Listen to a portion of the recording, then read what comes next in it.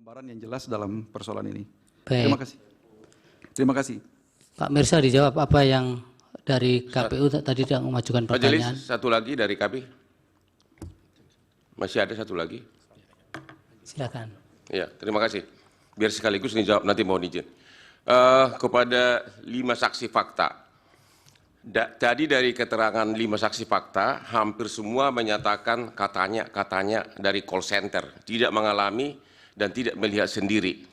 Ya, sebagai perbandingan, sebagai kuasa hukum saya ini menerima pengaduan ribuan ke Kopi Joni, tapi saya tidak mungkin jadi saksi karena saya hanya menerima pengaduan.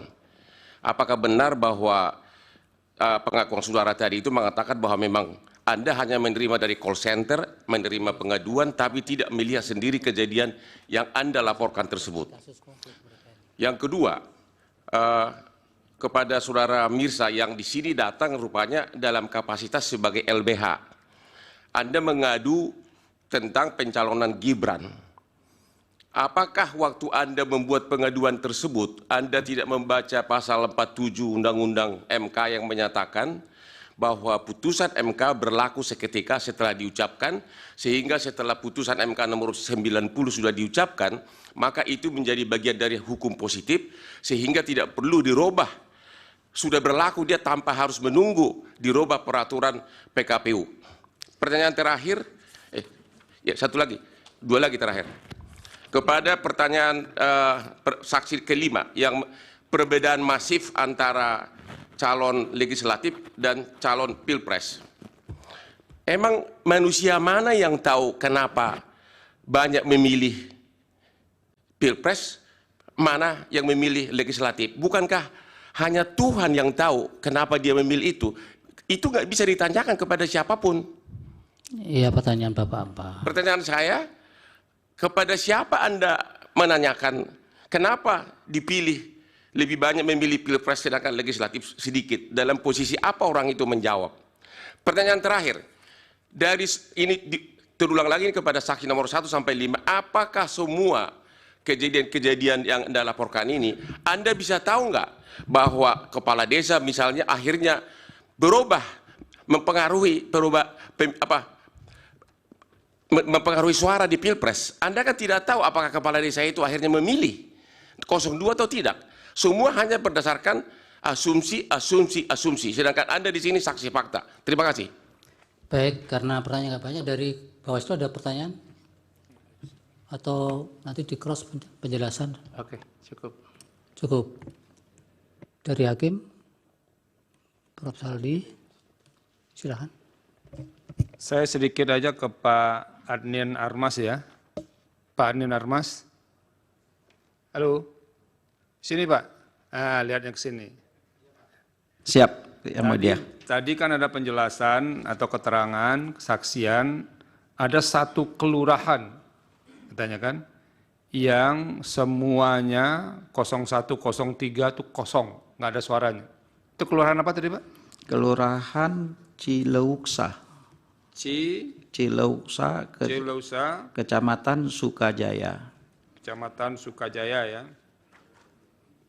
Kabupatennya apa? Bogor. Bogor. Oke, makasih Pak.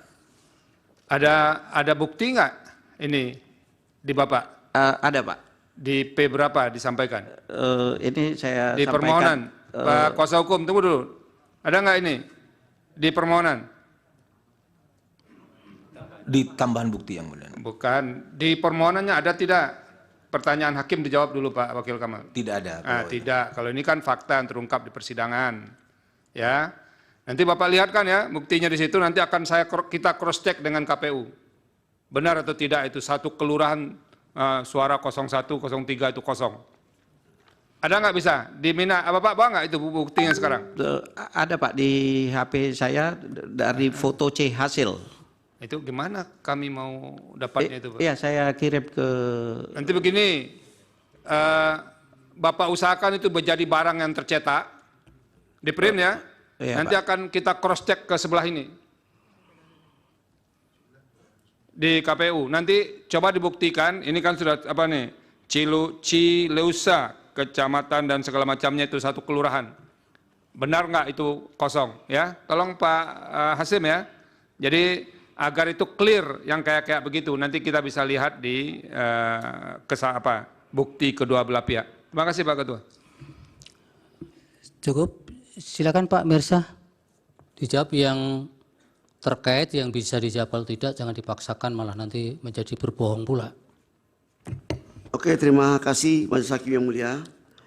Atas semua laporan-laporan dari daerah ya, termasuk yang APSI di Semarang dan digitalisasi marketing bersama UMKM di Surakarta, kita sudah melaporkan semuanya di Bawaslu yang mulia, di Bawaslu Pusat yang mulia.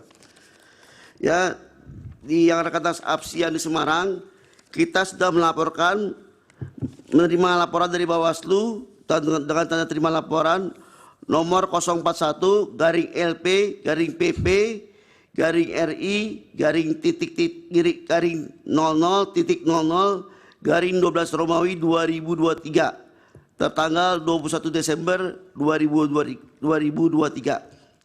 Statusnya tidak diregister, dianggap tak memenuhi syarat material. Tapi kita sudah juga mengajukan laporan ke DKPP yang mulia. Sampai sekarang di DKPP belum diputus yang mulia. Sedangkan yang mengenai laporan dari THN Surakarta, kita juga sudah laporkan di Bawaslu yang mulia, yang mengenai digitalisasi marketing bersama UMKM. Sudah kita laporkan juga dengan nomor laporan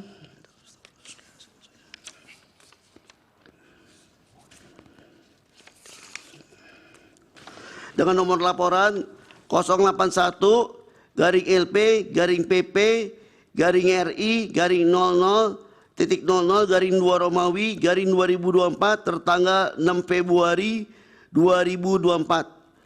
Sudah diklarifikasi tidak memenuhi unsur pelanggaran. Nah, sempat dipanggil sama Bawaslu Jawa Tengah, saya diklarifikasi melalui daring, tapi hasilnya menurut Bawaslu Jawa Tengah tidak dihentikan karena menurut Gakumdu tidak ada pelanggaran administrasi yang mulia. Terima kasih.